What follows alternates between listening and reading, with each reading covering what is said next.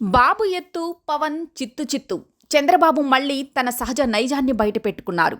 చెప్పేదొకటి, చేసేదొకటి.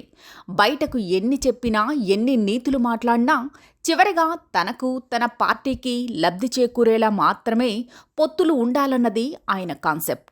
ఇదే క్రమంలో ఇన్నాళ్లుగా జనసేనలో పొత్తు అంటూ పవన్ కాపుల బలాన్ని వాడుకునేందుకు ప్లాన్ వేసిన చంద్రబాబు జాబితా ప్రకటన రోజు తన నిజరూపాన్ని బయటపెట్టుకున్నారు. తొలి విడతలో మొత్తం 118 సీట్లకు అభ్యర్థులు ప్రకటించిన చంద్రబాబు తెలుగుదేశానికి 94 సీట్లు, జనసేనకు 24 సీట్లు ఇచ్చారు.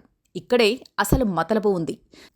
ఇదిలా ఉంటే టీడీపీ ప్రకటించిన పేర్లలో చంద్రబాబు, అచ్చెన్నాయుడు, లోకేష్, బాలకృష్ణ వంటి ప్రముఖుల పేర్లు ఉన్నాయి. కానీ జనసేన తరపున 5గురి పేర్లు చెప్పినా అందులో పవన్ పేరు లేదు. అంటే ఆయన ఎక్కడ పోటీ చేస్తారన్నది చెప్పలేదు, చెప్పుకోలేదు.